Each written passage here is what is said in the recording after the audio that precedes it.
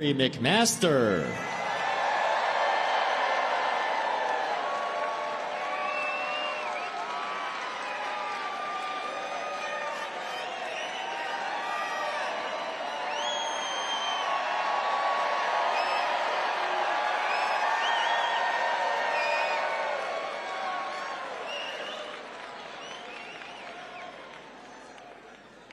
How we doing, South Carolina? Are we ready for the man? I'll be brief. I just returned from 2 days in Washington, D.C., our nation's capital. We had a number of governors up there. We go from time to time to meet with administration officials. We did it in the Trump administration, and we had a wonderful time. Well, we just got back from a meeting with the Biden administration, and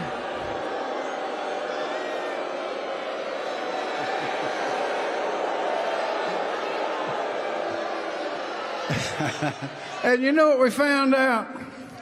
We found out that the border crisis is caused by, guess what? Climate change. I ain't making that up. Secretary Mayorkas told us that himself. The border crisis is caused by climate change. All right. Well, we got a secret weapon, and it ain't a secret, and he's going to fix all that, and I'll tell you what he's going to do.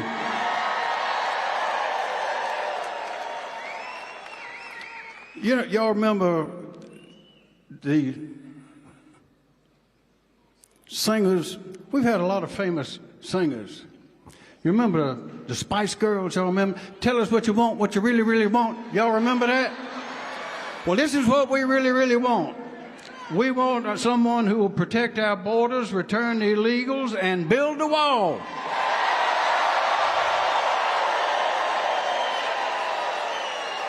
We want a man who will get the woke out of the military and put the fight back in. We want to put judges in the courts to protect the Constitution and enforce the law. And we want a man who will show our enemies abroad that America is standing back up and it's time for them to sit back down. And so now, it is my great privilege to introduce to you the one man on this earth who needs no introduction anywhere. And that is the one and only, the man who has, can, and will make America great again, Donald J. Trump.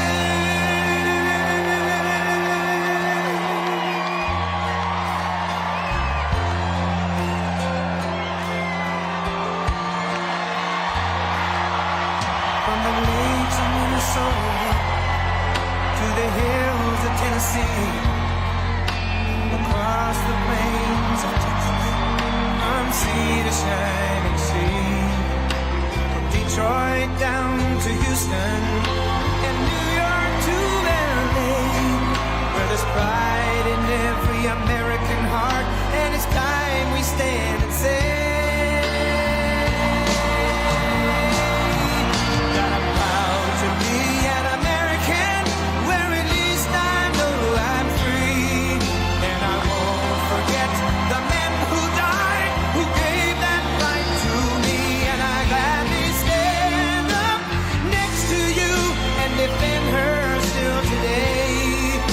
there ain't no doubt I love this land. God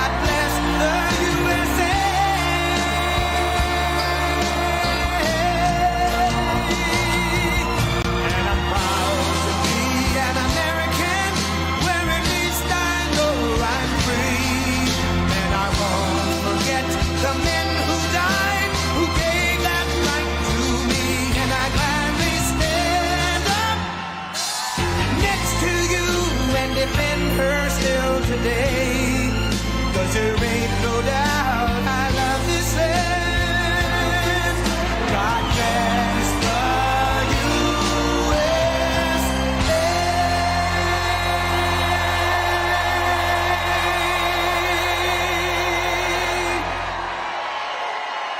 Wow, that's a lot of people. That's a lot of people, thank you. And there are a lot of people outside that can't get in, but would anybody like to give up their space? I was going to say seat. There aren't too many seats here. We have a full house times maybe 3, because outside you have another couple of houses full of people. We love them, and we're providing audio for them outside. But I think you have a better location in all fairness. Hello, South Carolina. I'm thrilled to be back in this incredible, beautiful state with thousands of proud, hardworking, God-fearing American patriots. That's what you are, American patriots. You know, the last time I was in this arena was a time, very good time in a sense. The country wasn't doing well. By the way, compared to today, it was doing great. You know, we had a border problem, but that was like a peanut. We solved that problem pretty quickly. That was like a peanut problem. Remember, I came out, I said, the border, they're having problems. They've got rapists, they've got thugs, they've got this. And everybody said, what horrible things. We were right about that one, too. What we said was nothing by comparison to the fact, but what we have now is a total disaster. This is far, far worse. And, you know, we solved that border problem. We solved that border problem, and in 2020, where we got millions more votes, by the way, just for those that are interested. But we solved that border problem, and I said, let's talk about the border. They said, sir, nobody cares about the border because you've solved the problem. I said, no, don't they want to listen? So I talked about the border. Nobody cared about the border because we solved the problem. But we were in here at the beginning of 2016 in the same arena, in January of 2016. Think of that. And so I guess it's a lucky arena, and we're going to see if it's lucky or not. We're going to see if it's lucky or not. Because they steal and they cheat and they do a lot of bad things, but we're going to win this. We're going to win it bigger than ever before. There's never been a more important time. Tomorrow you will cast one of the most important votes of your entire life. And honestly, we're not very worried about tomorrow. We want to aim toward a time called November 5th. That's what we need, November 5th. Got to beat crooked Joe Biden, if it's going to be him. I don't know if he's going to make it to the starting gate. I don't know about that, Henry. Is he going to make it to the starting? Henry would know. Has he been a great governor, by the way? He's been great.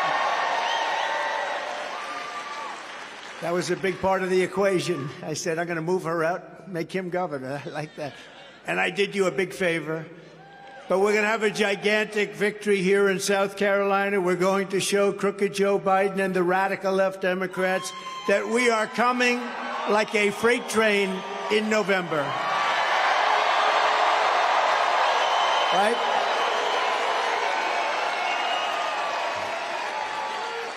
Nikki Haley is relying on Democrats and liberals. You know, Democrats are financing her campaign. Crazy. It's called the crazy world of politics. No, the Democrats are financing her campaign. One of her biggest supporters is a radical left Democrat who made some money with the internet. A very bad guy, actually, but he's a Democrat.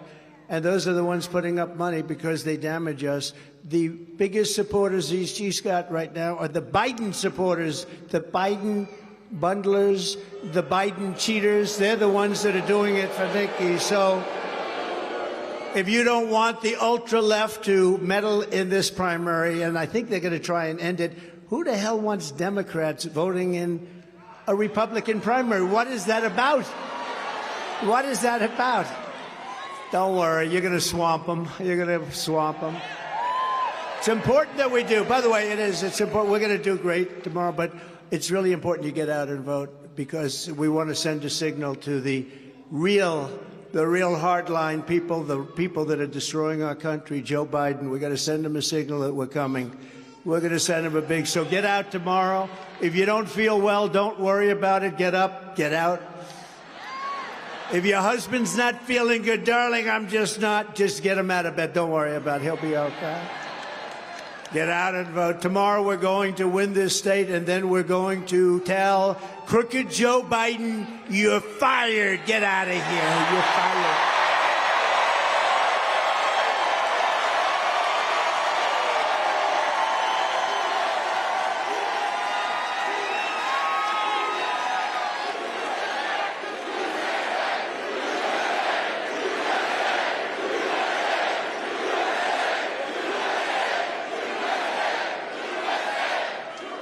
You know, it's amazing. There is more spirit now than at any time anyone has ever seen in any campaign. You know, we're 9 months away. It's not like, gee, we're going to vote tomorrow. Tomorrow's your big day. You're going to vote in a primary tomorrow. But the big day is November 5th. Nobody has ever seen spirit like this. This is like, for some people, think of it. Nobody would have a crowd like this anyway, even if it was the day before the election. But this is like the day before the election stuff. The saddest thing is we have 9 months to go, and the kind of stupidity and destruction that they have and can cause is just mind-boggling. So we have to just hope that this time flies, because we have to take over. They're going to destroy this country. We're going to end up in a world war. We'll end up in World War III. They'll destroy our country. We have to get out. We have to win. Under the Trump administration, you were better off. Your family was better off. Your neighbors were better off. Your communities were better off. And our country was far, far, far better off, that's for sure. America was stronger and tougher and richer and safer and more confident. Think of it, we've lost our confidence as a country. How about that? You know, I've said that in a lot of speeches, we've lost our confidence. What a horrible thing to attribute to our country, that we've lost our confidence, and we will. We have no leadership. We're not respected any place in the world. But I'm more confident than ever that we will soon be sitting behind that beautiful Resolute desk in the Oval Office, and we'll bring it back quickly. Because together we built the greatest economy in the history of the world. It was the greatest economy in history. Nobody's ever seen anything like it. With the biggest tax cuts ever recorded, bigger than the Ronald Reagan, and we like Ronald Reagan, but we beat him out on the tax cuts. The biggest regulation cuts, the record energy production like never before, and rising wages for Americans of every race, religion, color, and creed. Never did so well. We never did so well. Under crooked Joe Biden, it's been 3 straight years of total economic warfare and welfare and stagnation on working American families. Think of it. They had essentially 39% increase in inflation, 39. So think of this. No matter how well you did, you didn't do that well. That means you fell behind the 8 ball, because the inflation that he caused, primarily because of his stupid energy policies, windmills all over the place. Let's put up windmills all over. Let's do, you know, windmills, it's the most expensive energy anywhere in the world. You can't do more expensive than wind, aside from the fact that they kill the birds, they kill everything around them. You know, it's the Green New Scam. It's part of the Green New Scam. But they had, think of it, a 3-year inflation rate essentially at about 39, if you include everything. They like to say, well, we're not including food, minor things like rent, food, energy. Under my leadership, you had virtually no inflation. Under Crooked Joe, you had energy prices reach the highest level in history, the history of anywhere. That's a good idea. We'll be here for a while. Let's just enjoy it. Sit down wherever you can. Whoever has a seat, sit down. I'm very honored. Don't worry, you'll be standing up soon. You'll be standing. You know, speaking of standing up, behind me, I just see them. These are incredible women. I don't know about the husbands. I don't know what's on with the husbands, because so this is, I think it's about the 115th time. And they come from a place that's not too far away. You do like North Carolina, right? They come from North Carolina, so it's, you know, they travel to Texas, California. Oh, there they are. There's some more over here. There's our husband. Finally, I see our husband. But these women are unbelievable. They love our country. And at least for this one, they didn't have to travel very far. So that's very nice. And then over here, we have Front Row Joes. I think it's 125. I don't know what they do. I know they're rich, but I don't know what they do. But we love all of you. You're great American patriots. Thank you. And by the way, the Vietnamese delegation, I don't know what it is about Vietnam, but they do like me. Thank you very much. Thank you.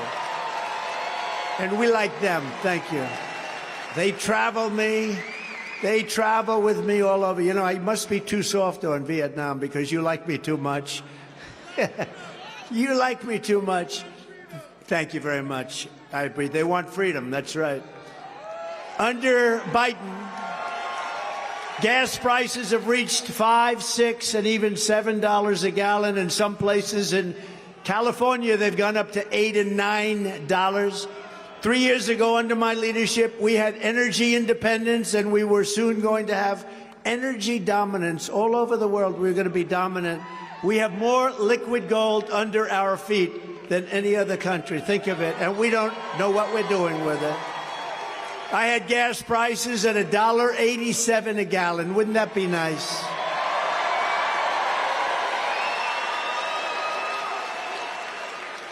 Thanks to Bidenomics, the 3-year mortgage rate has hit a 22-year high, with the average mortgage payment at a brutal $3,322 a month. They've never had numbers like that. When I was president, the average monthly mortgage rate was nearly 50% less. In fact, we had numbers at 2%. We had a period of time at 2%, and it never veered much from that. You were saving $19,000 a year on your mortgage. And while Crooked Joe likes to brag about the stock market is up just a small percentage after you deduct and adjust for inflation, which is setting records. What we're doing with inflation. And by the way, after the election, and we can't say this because much bigger problems, our country will be destroyed if we don't win this election. But if perchance they won, you will see numbers on energy, the likes of which you've never seen before. They are doing, you know, they're pumping it as much as they can under the Trump. They're saying, keep it going, let them keep going. If this election ended as a failed election or a rigged election, and I say the only way it can end where they win is a rigged election, because what they did in 2020 is disgraceful. And look what happened. Look what happened to our country.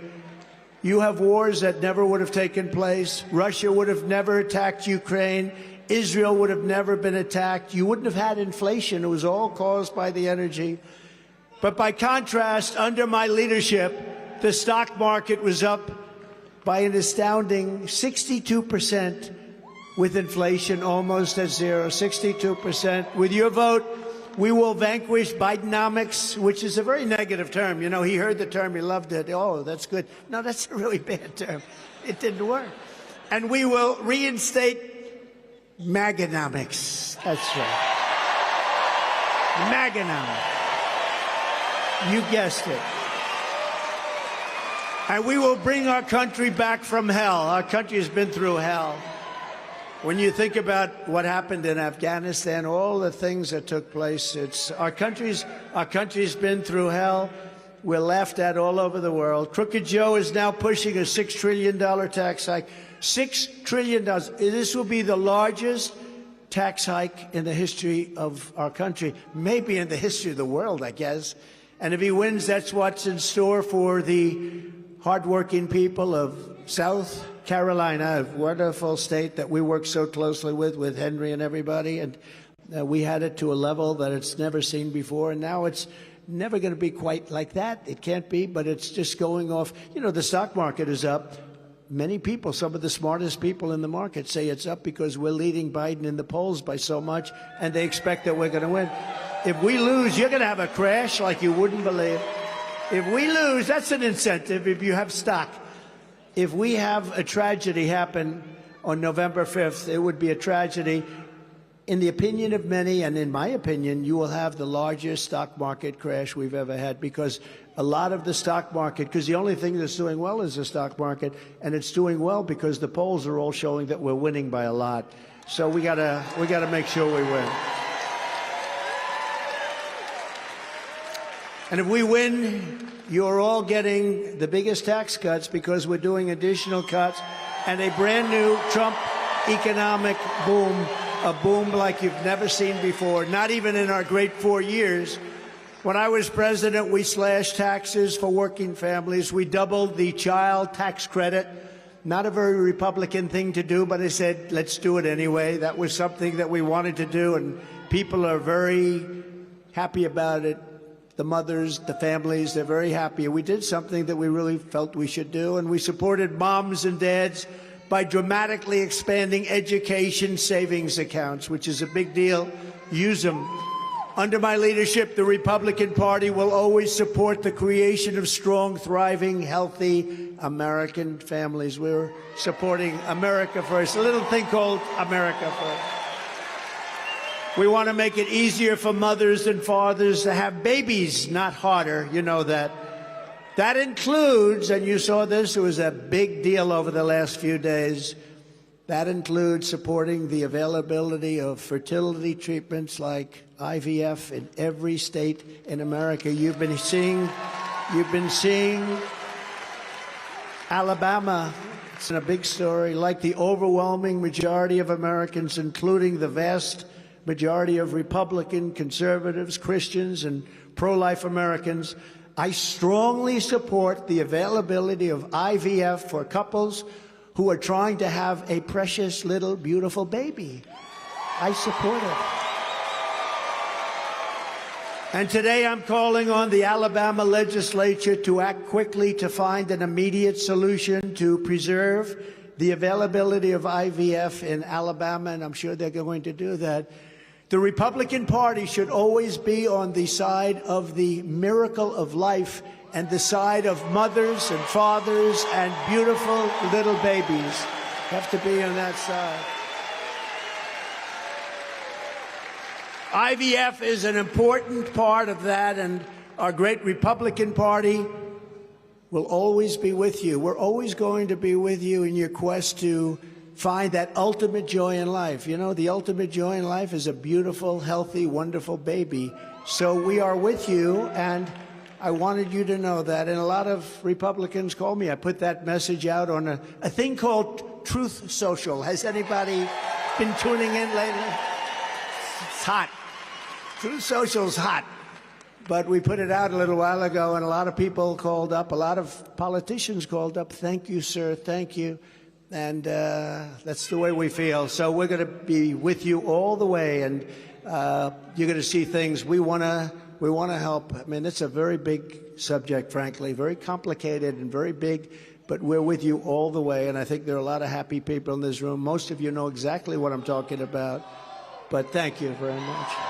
Most of you know exactly what I'm talking about. Crooked Joe Biden is not the only massive tax hiker in this race. You also have a person, oh, she's so bad. She said, I will never run against our president. He has been a great president. He is one of the greatest presidents ever.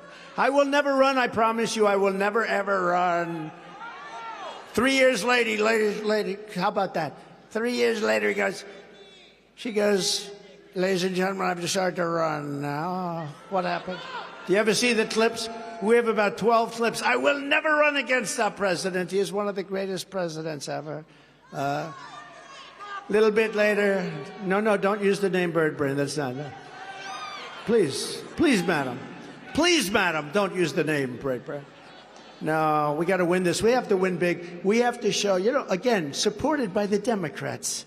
Supported and funded by the Democrats. Republicans aren't supporting her They don't like her, and they don't like her policy. She's essentially a Democrat. I think she should probably switch parties.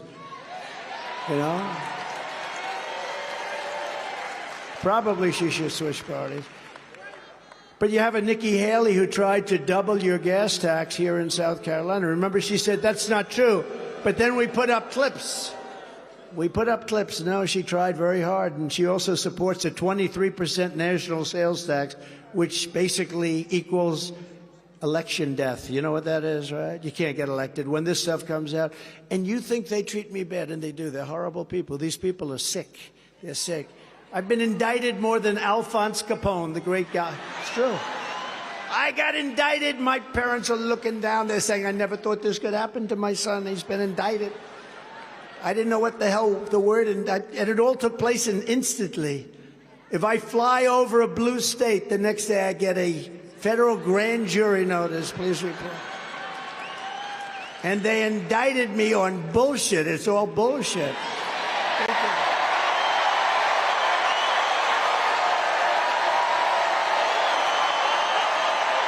Crazy.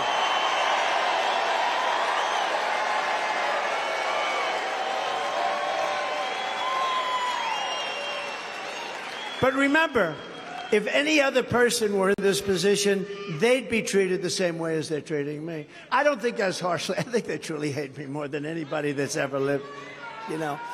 It's all because we won an election, 2016, that we weren't expected to win. Now, I expected to win it. All of you expected. We'd go to rallies with a 50,000, 52,000, 68,000, 101,000. We had our rally.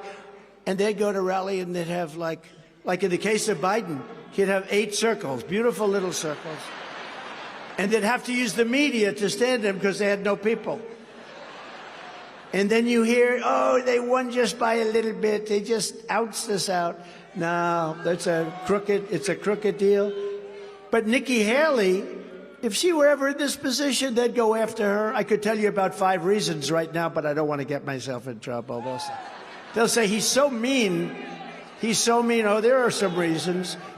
I think everybody in your state knows some beautiful reasons. They would go after her the same way they go after me. That's what they do. Because they're basically a party of misinformation, disinformation. They lie, and they say it like Russia, Russia, Russia. Took me 2.5 years to get that one off my back. You know, that was a real crooked deal. They used that as an excuse why beautiful Hillary, I call her beautiful, because I've taken the name Crooked Hillary off. I've given it to Biden because I had sleepy Joe Biden. I have Crooked Joe Biden. I think Crooked Joe is more accurate, you know. Although Sleepy's pretty good. Nikki Haley is not in this race to fight for you. She's in the bidding for big donors, or maybe she wants to get a contractor on CNN. You know, did you see their ratings? Uh-oh, there go the CNN cameras off. Why did I do that?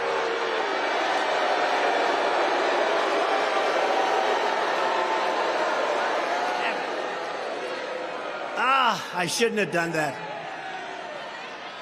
The light just went off. They knew what was coming, right, Tim? They knew what was coming.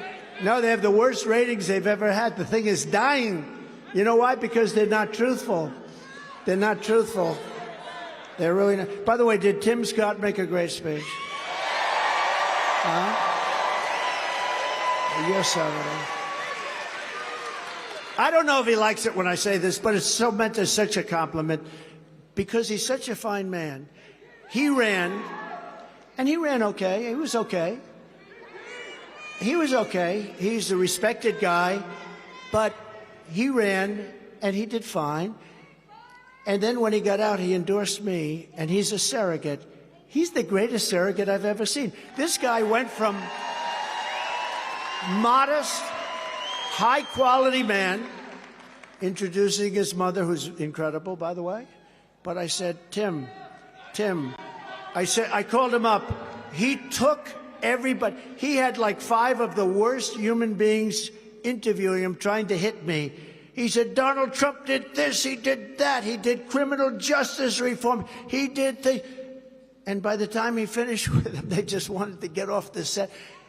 And I said, he's a much better representative for me than he is a representative for himself. And it's true.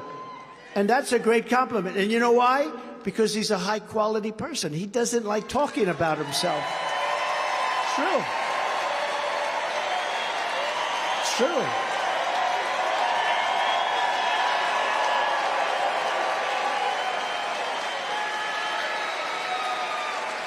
I love that. No, I came into arena 3 weeks ago, big arena. You know, we won in Iowa in a record. You know, Nikki, this guy, Nikki, she loses to Biden in virtually every poll. She has one poll that's so old now the paper is turning, and nobody ever heard of the poll. She loses to Biden in all the polls. But forget that. This guy, he's far more interesting.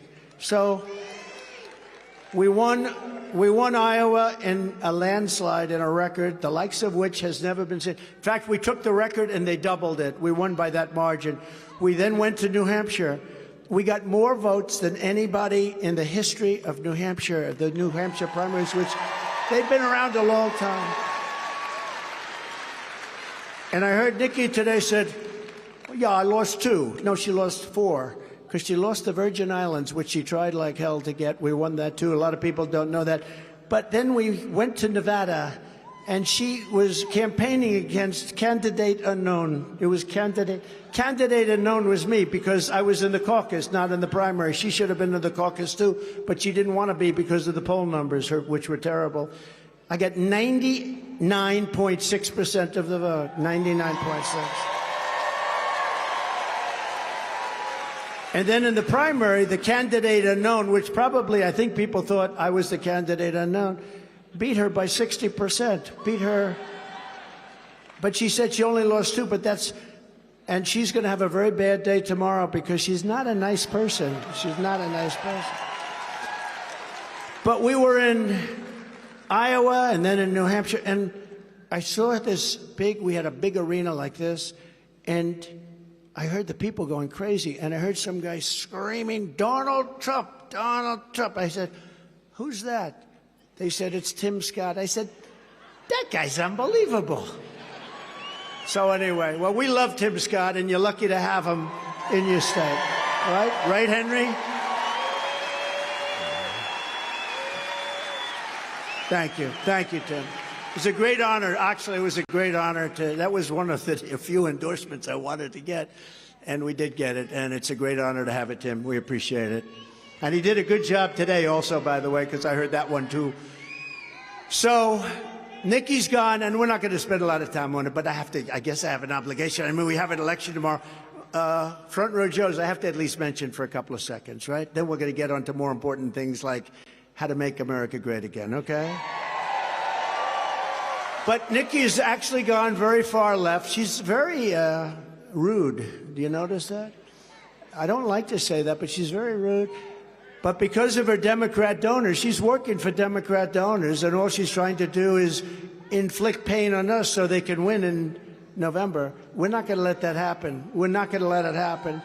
And she's not really attacking me. She's really attacking the Republican Party, and that's not a good thing to do. So a vote for Nikki Haley tomorrow is a vote for Joe Biden this November. That's all you're doing, is you're voting for crooked Joe Biden. A vote for Trump is a vote to fire crooked Joe and put America first and make America great again.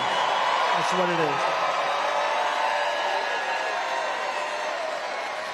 And the reason they're fighting so hard for Nikki is that the radical left Democrats want Nikki Haley because they know she's easy to beat, and all the polls are showing that. She's the easiest one to beat. She's much easier than Tim would have been. She's much easier than many of our good Republican candidates would have been. She wants to gut Medicare and Social Security. You know, she wants to raise the retirement age of Social Security, and she can deny it all she wants, but she wants to raise it by 10 years.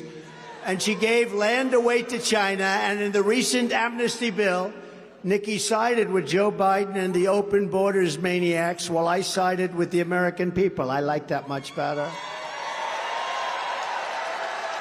And as I told you before, or at least indicated, I gave her the job at the United Nations 90% for one reason, because I wanted that man, Henry McMaster, and maybe more importantly, his wife, Peggy, to be the governor and first lady of the great state of South Carolina. And they have been unbelievable. They have been unbelievable.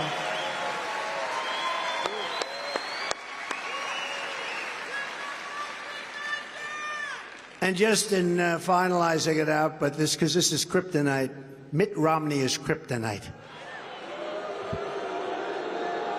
You know, a certain senator, a very, very good senator, I won't mention names, but I backed him and he took a tremendous lead.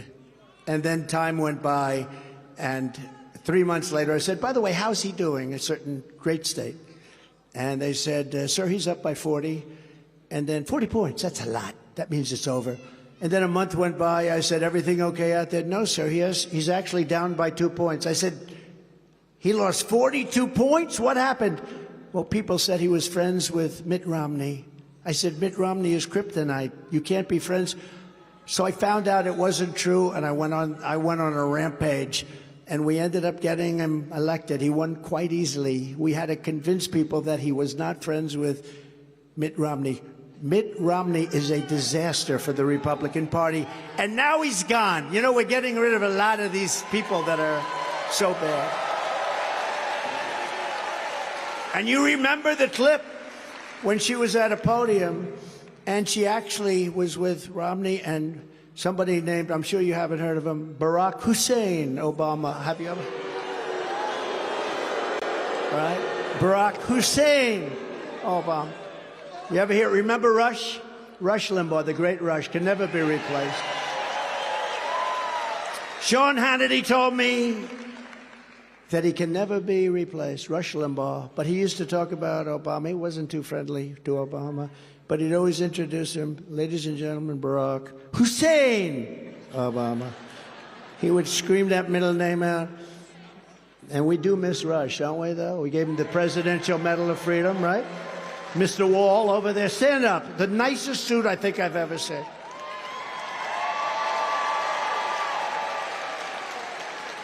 Remember, I built 571 miles of wall, and we were going to, that's far more than I said. We had the safest border in history. Now we have the worst border in history, but every time I look, he's at a lot. What number is this for you? I have stopped counting. I'm making it every one I can get to, and I wish I could get to them all. Well, we love you, man. It's great. You're great. Right. It's in the hundreds, I believe. It's a lot. Then he's probably like a very successful professional guy. I'm going to find out, but we have fun. It's like these guys come to football games. They're solid citizens, and then they come out in, you know, gear and names all over the football. I say, what's going on? But in his case, he's not rooting for a team of football players. He's rooting for America, right? Right? So if you want a president who puts America first and defeat Nikki Haley, you got to go out and vote. Got to send the signal tomorrow. Got to get up. Got to vote. Fire Crooked Joe and elect your favorite president, Donald J. Trump. That's me. Thank you. Thank you, everybody. Thank you very much. This is a hell of a nice arena. This is big. Upon taking office, I will end Joe Biden's war on American energy, cancel his ban on exporting American natural gas, and we will quite simply drill, baby, drill. We're going to drill. I will revoke China's most favored nation's trade status, and we will impose stiff penalties on China and other trade abusers. They are a tremendous trade abuser. I got along with them very well, but a tremendous abuser. Remember this, no other president did anything, nothing to China. They would walk away with $509 billion a year. It was just a terrible. I took in hundreds of billions of dollars in taxes and tariffs from China. We will once again live by the maxim of the Trump administration, buy American and hire American. And to protect South Carolina workers, I will pass the Trump Reciprocal Trade Act. You know what that is, right? If China or any other country makes us pay a tariff of, let's say, 100 or 200 or even 300%, and they do that, we will make them pay a reciprocal, identical tariff of 100 or 200 or 300% right back. It's called you screw us and we screw you. Very simple. As tariffs on foreign countries go up, taxes on American workers and families will come down very substantially. You know, last night I was making a speech in a very nice area. I was going, and we were in Tennessee, and a man came up to me. He owned a big metal company, collects metal and manufactures metal. And he had tears in his eyes, strong guy. You could see he's lifted plenty of steel. But he came up to me and he said, "Sir, I just want to thank you. You saved my life. You saved my company. My company was ready to die in 2016, and then you put up those tariffs on China steel. They were dumping steel all over the place. I was dying. All the steel companies were dying." Wow. She must be in the steel business. But he said what you did was so incredible. And I saw him in the audience when I was speaking. That was before. And I said, "Would you want to come up here?" He said, "Yeah." And he got up and he was in tears. He said, "What you did with the tariffs, I put a 25 and a 50% tariff on steel coming in, and it totally saved his company, saved the industry, and a lot of other things. A lot of very good things happened because they want to put you out of business, and then they want to have a monopoly on steel and lots of other things." It's no wonder Joe Biden and his thugs are so desperate to stop us. They know that we are the only ones who can stop them, and they know that. That's why they are weaponizing law enforcement for high-level election interference. That's what they're doing right now. It's all, look at Fani, F-A-N-I. It should be pronounced Fanny. Fanny. Fani. Fani. They say she gets very upset if you call her Fanny, F-A-N-I. She fell in love with the person that, long before this started, he got paid almost $1 million. He never did it before. They love to talk about disinformation and democracy. They talk about disinformation. They talk about threat to democracy. But they're the threat to democracy. They use the DOJ, the FBI, our election systems. They rig our elections and attack free speech. Isn't it amazing? All the people that go and get investigated, all of them, they don't go after the people that rigged the election. They go after the people that want to find out who it was that rigged the election. It should be the opposite way, and we're not going to put up with it. Joe Biden and the fascists that control him are really the true threat to democracy. Those are the threat to democracy. All of this persecution is only happening because I am running for president and leading very substantially in the polls. Now, if I wasn't running, again, cases coming out of nowhere, all run by DOJ, the White House, even a DA case, local DA case, they put the DOJ top people into the local DA's office in Manhattan on a case that's absolutely, in fact, every critic and every legal scholar said it's not a case. There's no case here. But they put DOJ people in there. It's weaponization. And, you know, at least I have a voice. I can speak about it. And the poll numbers go up because when people hear about it, they say, wow, never been done in this country like that before. But if they hit a congressman or if they hit even a senator where you don't have that voice, where you can stand up and discuss it with millions and millions of people, they will leave office. They will go back home to their family. They'll make a speech that I will fight for my name. I will fight for my name. I will go home to my family. And you never hear from the person again. It's never been where you get hit with something like this and you go up in the polls. Usually when you get hit, if a regular, good, strong, wonderful politician got hit with a federal subpoena or a state subpoena or any of these subpoenas, It doesn't matter whether they're innocent or guilty. They have to resign from office in disgrace. They have to.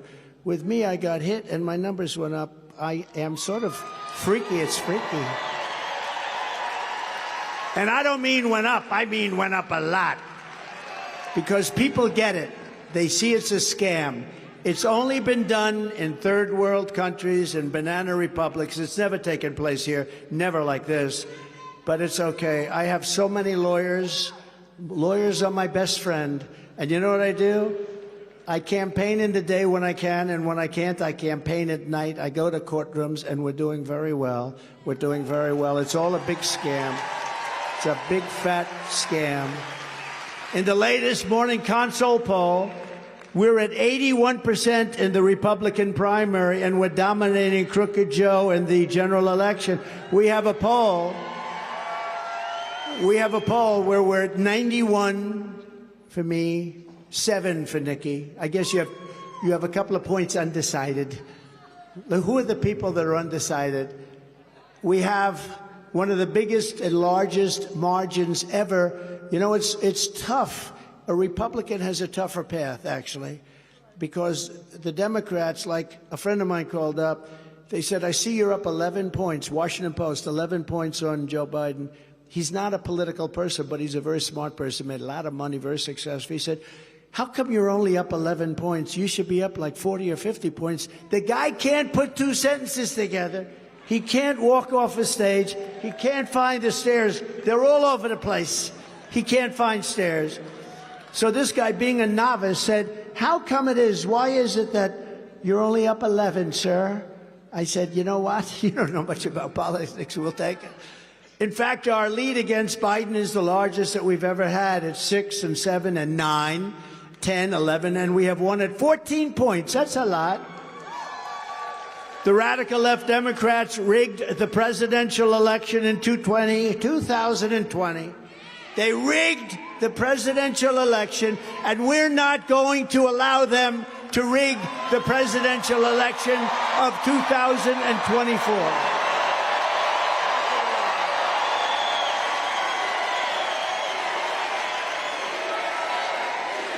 Thank you. Thank you.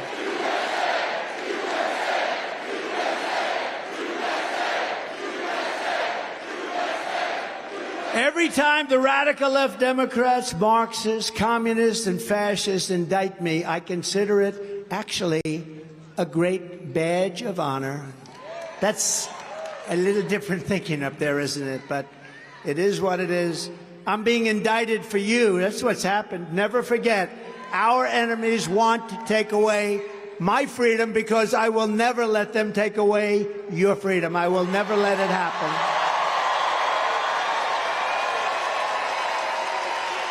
They want to silence me because I will never let them silence you. And in the end, they're not after me. They're after you. I just happen to be standing in their way. Thank you. It's true. So we're delighted to be joined by some incredible people and people I talk about all the time, so I don't have to go through a big deal here because it's your favorite governor, Henry McMaster, and First Lady Peggy McMaster. And Tim Scott, I want to thank you, Tim. I love Tim. We know that. Lieutenant Governor Pamela Evett. Thank you, Pamela. Thank you. And we have a lot of members in Congress and from Congress here. Some are in the audience, and I'm a little bit, I'm going to get in trouble because I won't be able, I don't know where the hell they are. But I do know some of them. One is Mike Collins. Mike, wherever you may be, thank you very much. Thanks, Mike. Great job you're doing. A superstar with a tremendous future, Byron Donalds. Where's Byron? Fantastic guy. A man that I sort of recruited. I'm very proud of him because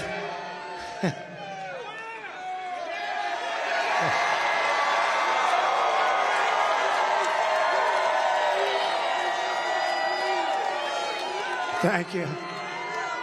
They like that guy. Thank you very much. Thank you. You ever see crowds like this? Is this the greatest? A man that I sort of recruited, a particular congressman, voted to impeach me. They're all just about gone now, just about over. They're gone. Whatever happened to Liz Cheney? Where is she? Boy, was that Trump derangement?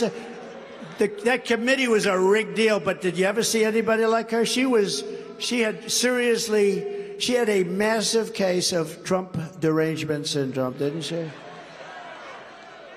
But a man, he voted to impeach me, and, you know, when people vote to impeach, that's sort of the ultimate. You can vote every once in a while against education, you can vote against something, you can vote against tax hikes or tax cuts, you can do it.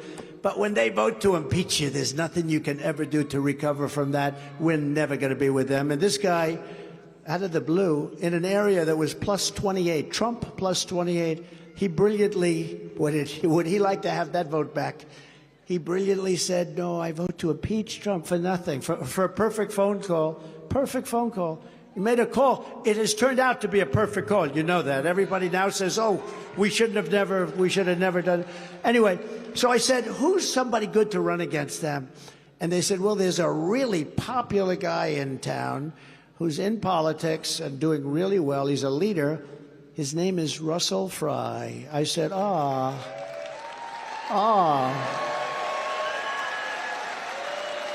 And I called him up, and I said, I heard you're doing well. Yes, sir, I am. How would you like to run for Congress? I gave him about a 1 minute. How long did that interview last? About 20 seconds on the phone. I said, well, I hear you're great. Why don't you run? And then he had to go and prove his stuff, right? And he really proved himself, and I just appreciate it. Russell, you've been incredible, doing a great job. He wiped that guy out. He actually, at the time, won by the biggest margin in the history of Congress. There's never been somebody that lost so big, because usually if somebody's going to lose that big, a sitting congressperson, they usually drop out before the election. He didn't drop out, only to be surpassed by Liz Cheney. She lost by the biggest. Liz Cheney lost by the biggest margin, so you only had that title for about 11 months, right? You've done a great job. Thank you very much. A woman who is extremely shy, but a woman who stands up, and I will tell you, she's a fighter. I know about that. She's a fighter. And when you get her on your side, you're both lucky and smart.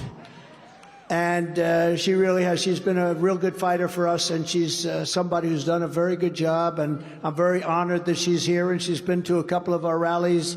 And she does. When she sets her sight on something, she's tough. And that's what we want, Nancy Mace. Thank you, Nancy. Thank you. Thank you, Nancy. Thank you. Great job.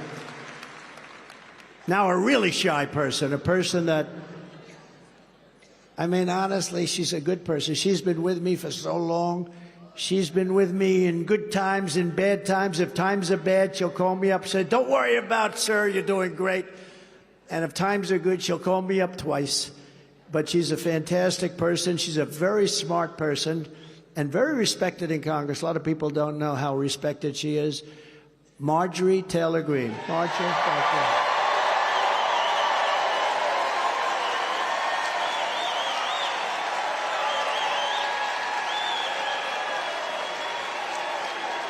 That's pretty good, huh? That's good. Great person. Another warrior that's with you and very successful, William Timmons. Thank you, William. Did great.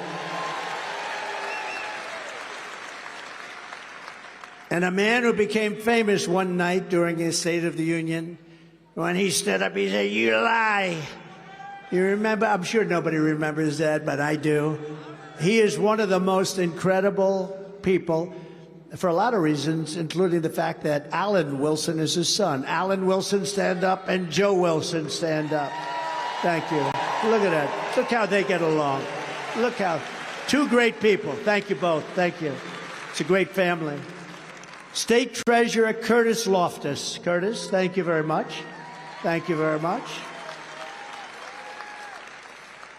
And somebody that's done an incredible job in North Carolina with all the theft and all the cheating and everything else. In Pennsylvania, I was leading by so many. It was over 73% of the vote. And all of a sudden, there was this big dump. Where did it come from?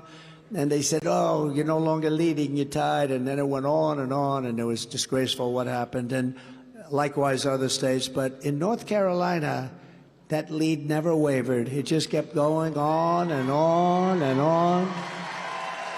I said, why isn't it happening in North Carolina? Oh, that's right. You have a lot of friends here from North Carolina. Why isn't it happening?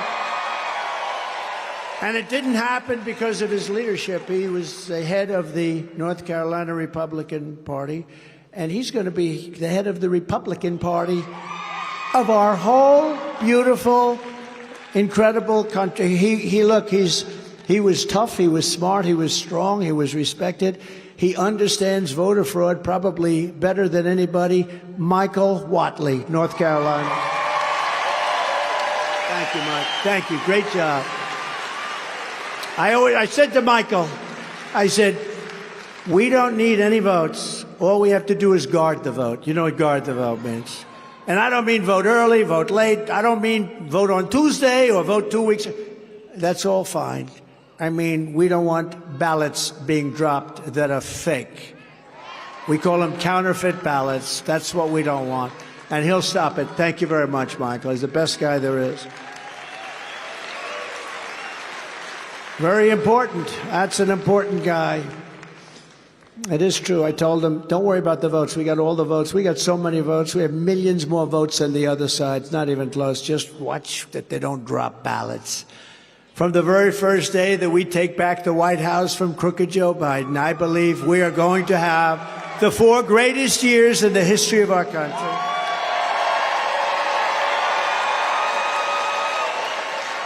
In our first term, we appointed over 300 federal judges, a record, and 3 great Supreme Court justices. Our incredible veterans. What we did for the veterans was, we had a 92% approval rating for the vets. Now they're down into the 40s again. They were in the 40s for years. 92 because we passed 2 things, the VA Accountability Act and VA Choice. Accountability. We fired 9,000 sadists, thieves, crooks, wise guys. They hated our veterans. They would beat up our veterans in not prime time. They could never have done it in prime time. But they were sadists. We had 9,000 people, and because of the civil service laws, you couldn't even think about firing them. We had somebody in one of our places that got caught stealing $400,000. Court cold, you couldn't fire them. They were protected. We got that done. They've been trying to do it for 52 years, and we got it done. We fired 9,000 people and replaced them with people that love our vets. Right?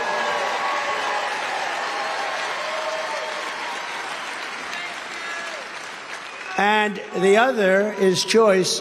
We were having people stand online sometimes for 2 months, 3 months, 4 months. We have great doctors in the VA, but a lot of administration problems they had. And people were going online, not very sick, and by the time they saw a doctor, they became terminally ill. Literally things that could have been fixed, they became terminally ill. And we did Choice, which they've been trying to do for 52, 53 years. They couldn't get it passed in Congress, and I got it passed in Congress, VA Choice, where if you have to wait more than 24 hours, you go to private doctors in the community. We pay the bill, you get better, and we actually, I didn't do it for this reason, but we actually saved a lot of money, but we saved a lot of lives, Saved a lot of lives. We fully rebuilt the U.S. military and created Space Force, which was a big deal. When I did that, remember, people were smiling. Russia and China were killing us in space, and now we're by far the leader in space. That was a big deal. Hadn't been done in 78 years. Last one was Air Force. 78 years. It was a great achievement. And I was the first president in decades who started no new wars. Instead, I brought back our troops. We knocked out ISIS, and we brought back our troops. You do remember, though, we defeated ISIS. We defeated ISIS. I say, let's get home. It's time to bring them home. Hillary Clinton used to say in the debates, look at him, that personality. Look at that person. He's going to get us into a war. No, my personality kept us out of wars. You would have never had Russia go in. You would have never had the problem that you just had, the horrible problem where Israel, October 7, where Israel was so horribly attacked. These things wouldn't have happened because they respected me, but they respected our country. Now they laugh at our president.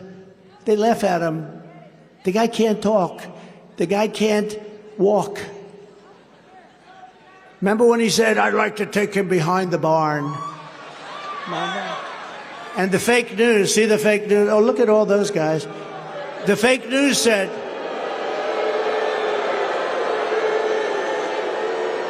I want to take him behind. Remember that? He said, I want to take him behind the barn. I'm going to take him. And the fake news said, isn't that nice? Oh, that's so cute. That's so cute. It said he wants to take him behind the barn. In other words, wants to take me behind the barn and go. And the fake news is saying it's wonderful. Then when I said, let him take me behind the barn, I hit him. So they said, oh, that's terrible. He's a fascist. Trump is a fascist.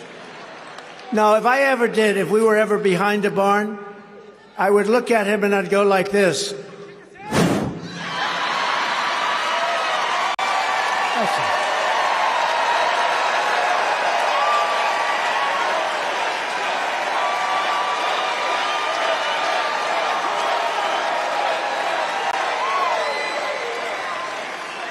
Before I even arrive at the Oval Office, shortly after we, not me, we win the presidency, I will have the horrible war between Russia and Ukraine settled. I will get it settled.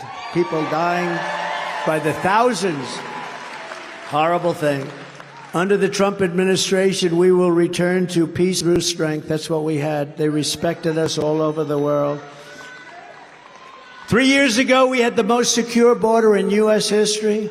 We ended catch and release, built 571 miles of border wall, and got Mexico to send 28,000 soldiers to our border free of charge.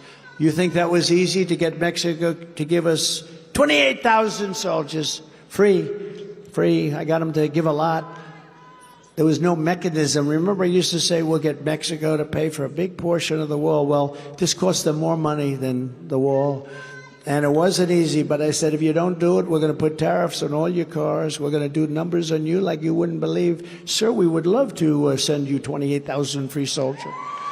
Under Biden, we now have the worst border in the history of the world. No one has been hurt by this invasion more than our black and Hispanic populations. And also, it's true.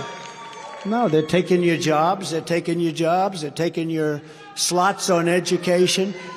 Black and Hispanic populations have been hurt more by this travesty where millions of people, the number is really going to be 18 million people by the time this guy gets out of office. And you know who else is being hurt very badly? The unions. The unions are being hurt very badly because you have unions that have justifiably over the years and years, people have worked there and they're earning good wages, sometimes very high wages. People aren't going to be paying 3, 4, 5 times when they can have this. Unions are going to be put out of business. So I don't know how a union can support a guy like Joe Biden. You can't support him. First of all, I don't even think he knows that people are coming in. You want to know the truth? The other day he said, we're thinking about doing something about strengthening up our border. It's about time. We got like 14 million people have come in. But no, I think that's all baked in the cake. That's all baked in. It's not they're actually, they are good, I have to say. They're trying to say, it's the Republicans' fault. You know what they do? Over and over. It's the Republicans' fault. I saw it the other day, first time. Like Russia. I don't know anything about Russia, other than I charged them for Nord Stream 2, and I stopped their pipeline. The biggest thing they ever had. And then they say, Trump loves Russia. Putin said to me, if you're really, they say that, I'd hate like hell to have you as an enemy if you're supposed to be a friend of mine, because Nobody. I stopped the pipeline, Nord Stream 2, going to take care of Germany and all of Europe. I ended it. And then what happened? Joe Biden comes in and he approved it. He approved their pipeline, but he closed down the Keystone pipeline. How do you like that one? And then they say, Trump loves Russia. No, I was the worst thing, and the sanctions I put on Russia, I was the worst thing that ever happened, but I did get along with Putin. That's a good thing. You know, getting along with these people is a good thing, not a bad thing. But nobody, we have nuclear powers. They're a nuclear power. We're a nuclear power. The problem is we're nuclear powers. You have a number of countries that have massive nuclear capability, and we have a man that is unable to understand it or talk to people or know how to talk to people. If you look at his rhetoric before Russia going into Ukraine, you would say he's saying the exact opposite of what he should be saying, the exact opposite of what. And he has done a horrible job. He is the worst president in the history of our country. There has never been a president so bad.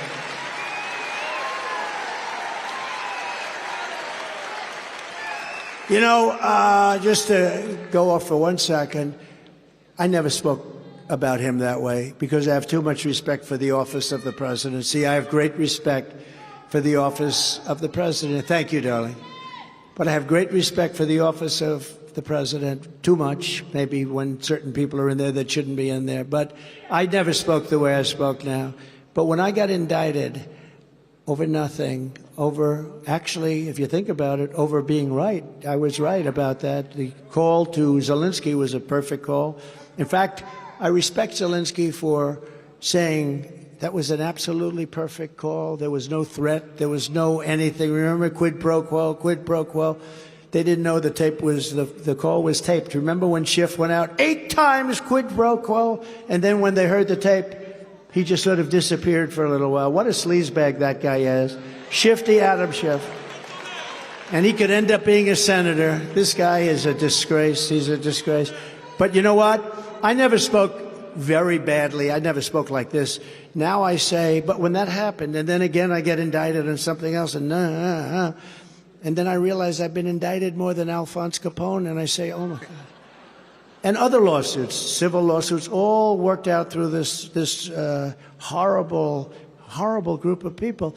But when I got indicted, just for the first time, I got indicted, and even the press said, he'll never be indicted. He'll never be indicted over January 6th because he never did. The press was saying that, and they indicted me. Then I said, okay, well, now I'm allowed to talk the facts. He is the worst and most incompetent and most corrupt president in history. The only one that loves him is Jimmy Carter, because Jimmy Carter's administration, by comparison, looks brilliant. It looks brilliant. Jimmy Carter had a brilliant administration compared to Biden. He's the most corrupt president, the most incompetent president ever. I would never have said that, even though it's true. But out of respect for the office, I would never talk that way. But now I do talk that way. He's a bad guy. He weaponized things, and he is a threat to democracy, not us. He is a threat.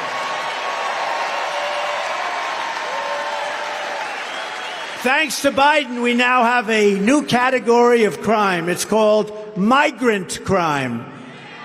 I actually added the word, I call it migrant. Do you see where they come into New York and they start fistfights with the cops? I've never seen that. You know, I've seen guys, but there's a little respect.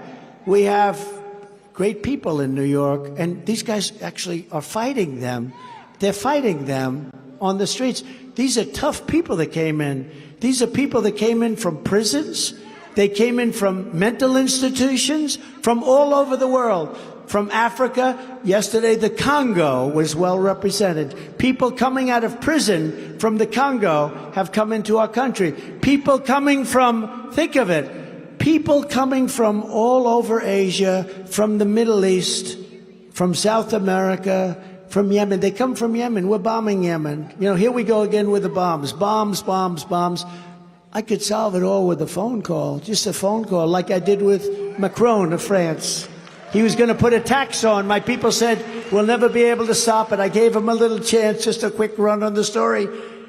Emmanuel Macron, head of France. And I said, get it stopped. They're putting a big tax on our companies. I said, get it stopped. And they came back and they said, we've been unable to do it. I said, I'll do it. And I called up Macron. Emmanuel, how are you? How are you? Oh, Donald, thank you so much. I am fine.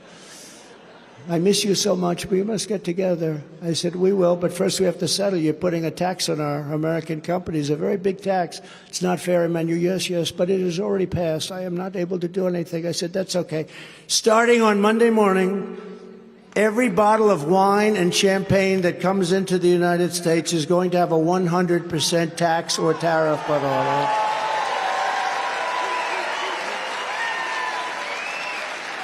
No, Donald, you can't do that. I said, yes, I can.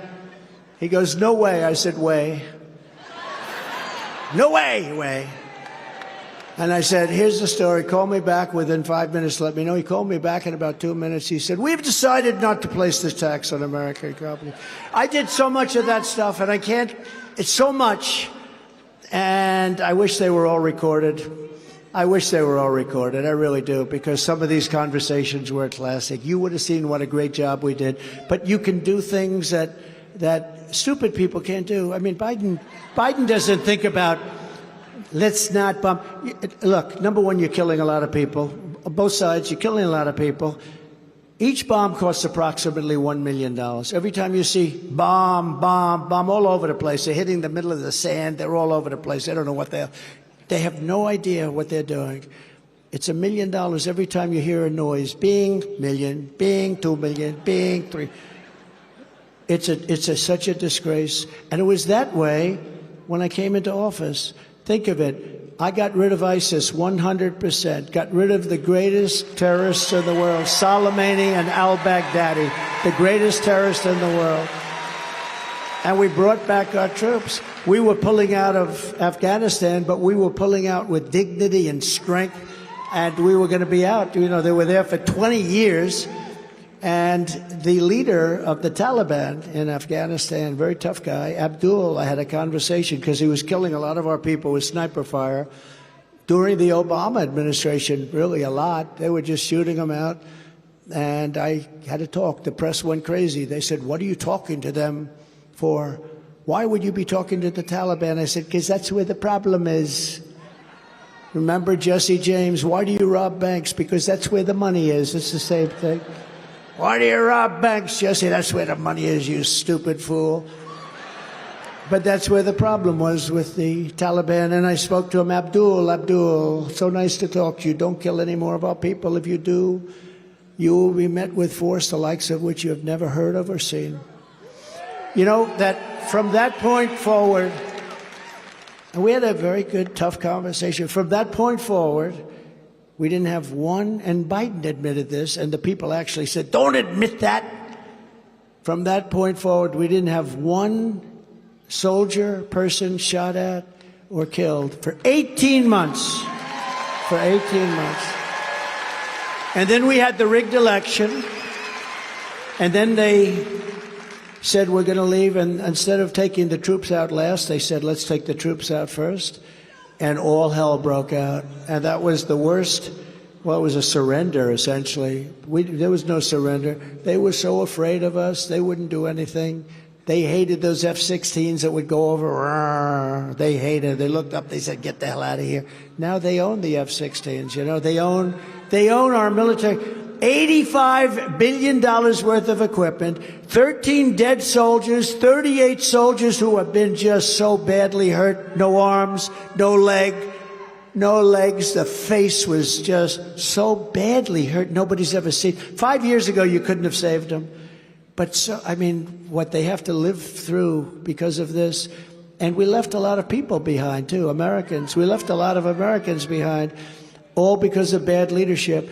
But if you ask that beautiful, probably 5 or 6 year old child right there, would you take the soldiers out first or last? He would say, sir, I would take the soldiers out last.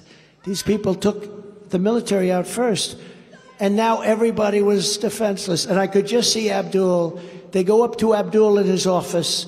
Abdul, the Americans have left. No, you fool. Of course they haven't. No, Abdul. And I could just see this conversation. And then they send somebody out to check, and Comes back, says, Abdul, he's right. The American soldiers have left. We were standing defenseless, and we didn't keep Bagram, one of the biggest military bases, one of the biggest, most powerful runways in length and in strength, 8 feet deep of concrete. We didn't keep it 1 hour away. Think of it, 1 hour away from where China makes its nuclear weapons. We didn't keep it. In New York City, our police are being mobbed, brutalized, and horrifically beaten by swarms of migrants who have no business being in our country, yet then they are released back onto the streets while giving our police officers the middle finger. You saw that, right, the other day? These are people that come from countries, I guarantee you they wouldn't do that in their country. They wouldn't do that in their country. I know their countries. You do that in their country, they wouldn't be living for more than 5 minutes. This month, a savage illegal alien criminal pulled out a gun and shot a 38-year-old female tourist in the middle of Times Square. He then went on to later shoot a New York Police Department officer near Radio City Music Hall. He was found to have been living in a Biden migrant shelter, which, by the way, used to be occupied by veterans. They were all thrown out so that the migrants could get a place to live. What they've done to our veterans is unbelievable. Where he also committed armed robbery in the Bronx and then shot someone else before being brutally apprehended. He caused tremendous damage to our police. In Chicago, violent crime arrests of Biden migrants, I have to say that, Biden migrants, and it's Biden migrant crime, have exploded by 11,000%. 11,000%. That's over a 3-year period, 11,000. We have migrant crime. Add that onto the list. And it's among the worst, most heinous crime there is. These are tough people. These are people that have come out of those jails. They've come out of mental institutions. Just last weekend, a band of 4 illegal alien thugs were arrested in Chicago after they approached a man in a subway car in the middle of the afternoon, robbed him, and viciously tried to strangle him. And they also were later tracked down at a migrant shelter that used to be occupied by military. On day one, I will seal the border, stop the invasion, and send Joe Biden's illegal aliens back home.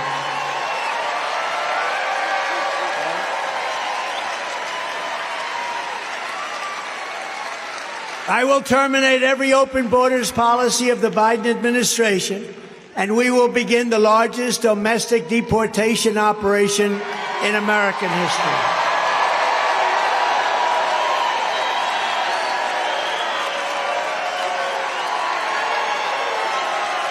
We will restore law and order in our country. I will direct a completely overhauled DOJ to investigate every radical, out-of-control prosecutor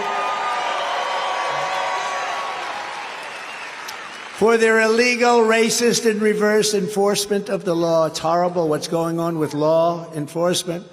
I'm also going to indemnify all police officers and law enforcement officials throughout the United States to protect them from being destroyed by the radical left for taking strong actions on crime.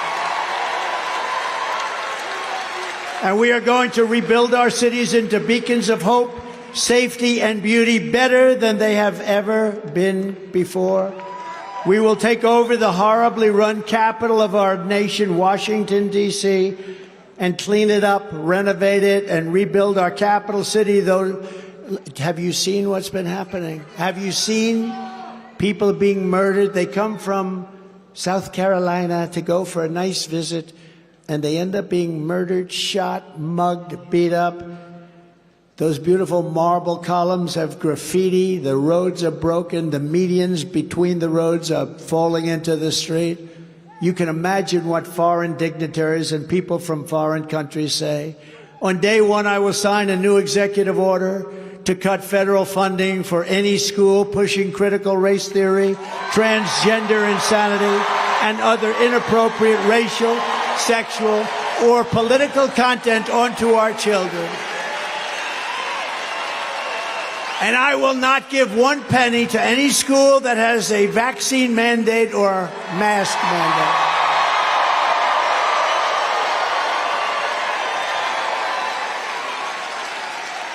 And something I find hard to believe that I even have to say, I will keep men out of women's sports.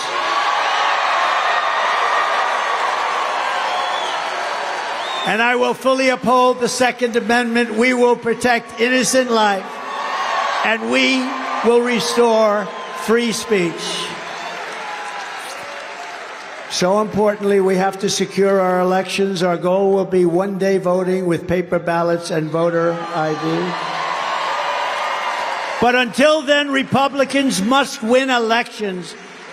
If you took the 10 worst presidents in the history of the United States and added them up, they would not have done near the destruction to our country as Joe Biden and the Biden administration has done.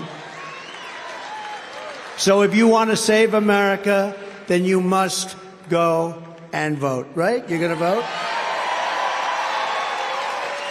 Remember, the primary is tomorrow, Saturday, February 24th. It's a very big one. The whole world is watching. We have to show big numbers. You have to get out and vote.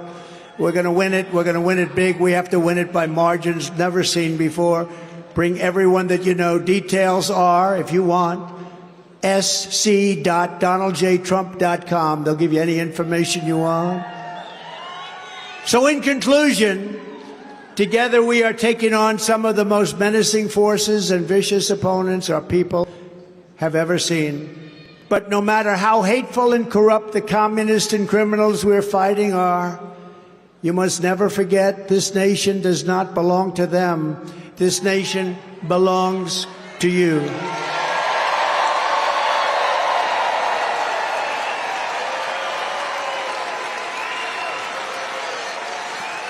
This is your home, this is your heritage, and our American liberty is your God-given right. So from Columbia to Clemson, from Greenville to Charleston, from Myrtle Beach to Rock Hill, we stand on the shoulders of South Carolina heroes who crossed the ocean, settled the continent, tamed the wilderness, and laid down the railroads, raised up those great skyscrapers, won 2 world wars, defeated fascism and communism, and made America the single greatest nation in the history of the world.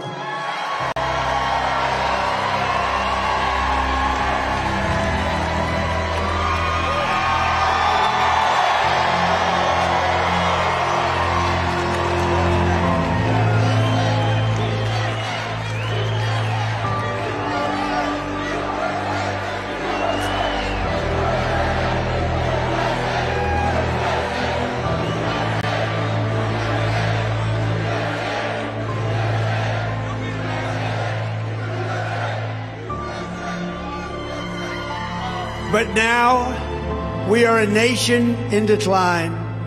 We are a failing nation. We are a nation that has the highest inflation in 50 years, where banks are collapsing and interest rates are skyrocketing. Likewise, we are a nation where energy costs have reached the highest levels in our history. We are no longer energy independent or energy dominant as we were just a few short years ago. We are a nation that is begging Venezuela for oil. Please, please, please help us, Joe Biden says. Yet we have more liquid gold under our feet than any other nation anywhere in the world. We are a nation that just recently heard that Saudi Arabia and Russia will be reducing their oil production, while at the same time substantially increasing the price. And we met that threat by announcing that we will no longer be drilling for oil in large areas of Alaska and elsewhere on our beautiful lands. We are a nation that is consumed by the radical left's Green New Deal, yet everyone knows that the Green New scam is fake and will lead to our destruction. We are a nation whose leaders are demanding all electric cars, despite the fact that they don't go far, cost too much, and whose batteries are produced in China with materials only available in China. when an unlimited amount of gasoline is available inexpensively in the United States, but not available in China.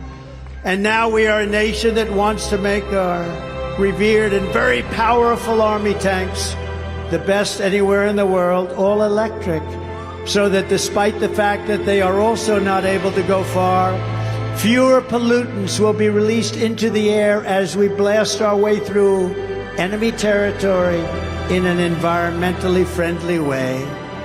And they also want to make our fighter jets with a green stamp of energy savings, though losing 15% efficiency, but allowing us to keep our enemy's atmosphere clean of emissions as we viciously and unceremoniously attack them at levels never seen before. Who are these people that would do this to us? We are these people. We are these people. We are being led by fools. We are being led by stupid, stupid representatives, and we cannot allow it to continue. We are a nation that ended oil exploration and production in the United States, just as the price of oil reached an all-time high. What other countries would do such a foolish and self-destructive thing? Who would do this to us? Who are these leaders? Who are these fools? Can we be energy independent and even dominant again? Yes, oh yes, and quickly, says President Trump. Yes, oh yes, and very quickly. We are a nation that surrendered in Afghanistan, leaving dead soldiers, American citizens, and $85 billion worth of the finest military equipment in the world, and also abandoning Bagram, one of the biggest military bases, only 1 hour away from where China makes those vicious and hateful nuclear weapons. We are a nation that allowed Russia and Ukraine to fight, killing hundreds of thousands of people, and it will only get worse. It would never have happened with me as your president, and for 4 straight years, it didn't happen. Likewise, the horrifying attack on Israel would never have happened. They wouldn't even have thought of doing such a thing if President Trump was in the Oval Office. Iran was broke under the Trump administration. Iran was broke. They didn't have the money to fund Hamas, Hezbollah, and all of the other instruments of terror.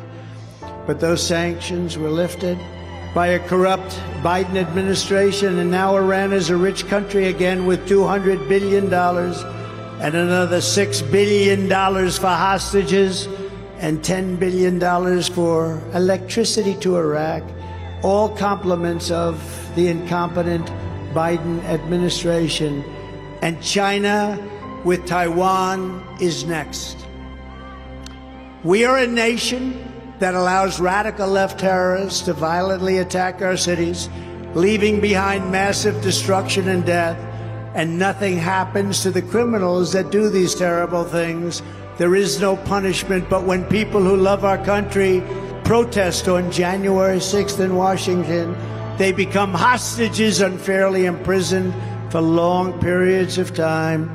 We are a third world nation that has weaponized its law enforcement against the opposing political party like never, ever before. We've got a Federal Bureau of Investigation that won't allow bad election-changing facts to be presented to the public, and which offers $1 million to a writer of fiction about Donald Trump to lie and say it was fact, where Hunter Biden's laptop from hell was Russian disinformation, and the FBI knew it wasn't. But 51 intelligence agents said it was, and a Department of Justice that refuses to investigate egregious acts of voting irregularities and frauds. And we have a man who is totally corrupt and the worst president in the history of our country, who is cognitively impaired and in no condition to lead, and is now in charge of dealing with Russia and possible nuclear war, which would be World War III and far more devastating than any of the previous world wars because of the weaponry that no one even wants to talk about or to think about. We are a nation that no longer has a free and fair press. Fake news is all you get, and they are indeed the enemy of the people.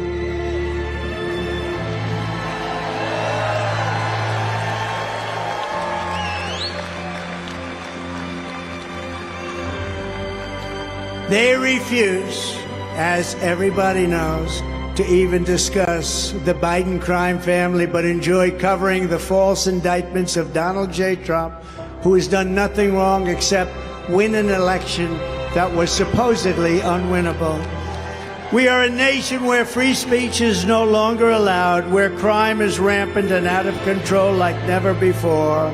We are a nation that is allowing Iran to build a massive nuclear weapon and China to use the trillions and trillions of dollars it has taken from us to build a military to rival our own. And less than 3 years ago, we had Iran, China, Russia, and North Korea in check. They respected us. They were afraid of us. They weren't going to do a thing against us, and everyone knows it. Now Russia and China are holding summits to carve up the rest of the world. And perhaps most importantly, we are a nation that is no longer admired, respected, or listened to on the world stage. They are no longer respected. Nobody wants to listen. We are a nation that in many ways has become a joke. And we are a nation that is hostile to liberty, freedom, faith, and even hostile to God. We are a nation whose economy is collapsing into a cesspool of ruin, whose supply chain is broken, whose stores are not stocked, whose deliveries are not coming, and whose educational system is ranked at the very bottom of every single list. We are a nation that just sold a once great company, United States Steel, to Japan, and we are a nation whose stock market's continued success is totally contingent on MAGA winning the next